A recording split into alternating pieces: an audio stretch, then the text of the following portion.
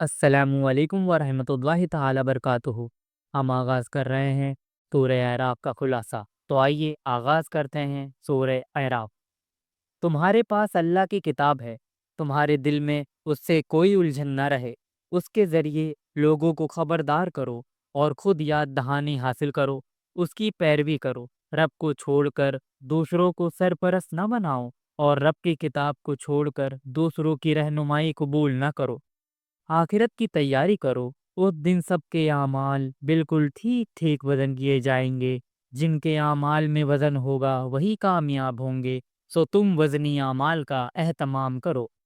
اللہ نے تم کو زمین میں اختیارات کے ساتھ خصوصی طور پر بسایا، تمہیں جینے کا سامان دیا، فرشتوں کے ذریعے تمہاری تکریم کی، اس پر اللہ کا شکر ادا کرو اور اپنی ذمہ داریاں ادا کرو۔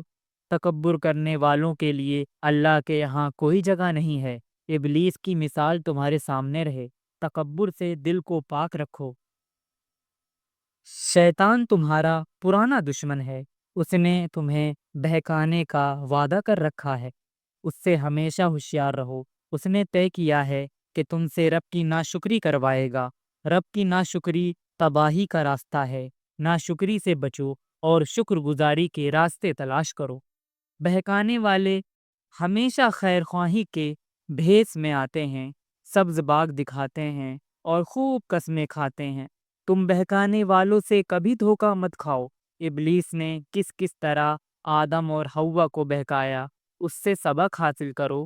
جیسے ہی غلطی کا احساس ہو جائے، آدم علیہ السلام اور حوا علیہ السلام کی طرح فوراً توبہ کرو۔ ابلیس کی طرح غلطی پر ڈٹائی کا راستہ مت اختیار کرو۔ یہ دنیا عارضی ہے، اس دنیا میں خیر اور شر کی جنگ ہمیشہ جاری رہے گی۔ نہ شر سے سمجھوتا کرو اور نہ اس دنیا کو ابدی سمجھو۔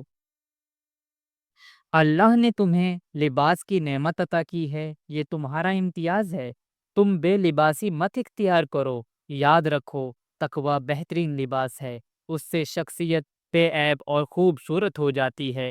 اس لباس کو ہمیشہ ساتھ رکھو۔ شیطان اور اس کے ساتھی تمہیں اس نظر سے دیکھتے ہیں جس نظر سے تم انہیں نہیں دیکھتے، اس لیے ان سے حد درجہ ہوشیار رہو۔ تم اپنے ایمان کی حفاظت کرو، تمہارا ایمان شیطانوں سے تمہاری حفاظت کرے گا۔ یاد رکھو، اللہ بے حیائی کی باتوں کا حکم نہیں دیتا اور نہ انصاف کا حکم دیتا ہے۔ جہاں بھی بے حیائی اور نا انصافی نظر آئے، سمجھ جاؤ کہ یہاں شیطان کی کوئی چال ہے۔ ہر طرح کی بے حیائی اور نا انصافی سے دور رہو۔ ہر عبادت میں اپنا رخ صحیح رکھو اور خالص اللہ کی بندگی کرو، اور انصاف کی جگہ انصاف کرو اور نا انصافی بالکل مت کرو۔ ہر عبادت کے موقع پر لباس جو تمہاری زینت ہے اس سے آراستہ رہو۔ پاکیزہ روزی کھاؤ اور اسراف نہ کرو۔ پاکیزہ رزق اور لباس اللہ کی نعمتیں ہیں، ان سے خود کو محروم نہ کرو اور نہ انہیں حرام ٹھہراؤ۔ بے شرمی کھلی ہو یا چھپی وہ حرام ہے۔ گناہ اور ناحق زیادتی حرام ہے۔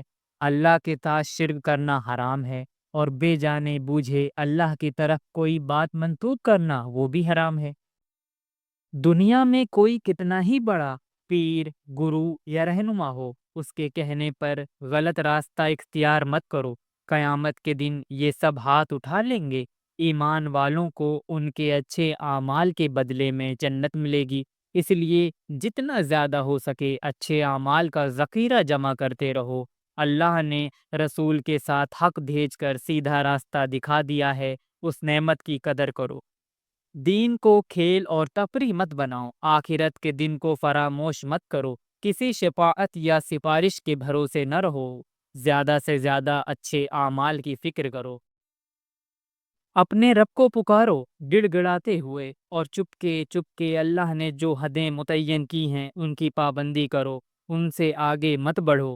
زمین میں اصلاح کا کام کرو، فساد برپا نہ کرو۔ اللہ کو پکارو اسی سے ڈرتے ہوئے اور اس سے امید لگا کر اچھی سے اچھی اور صاف ستھری زندگی اختیار کرو۔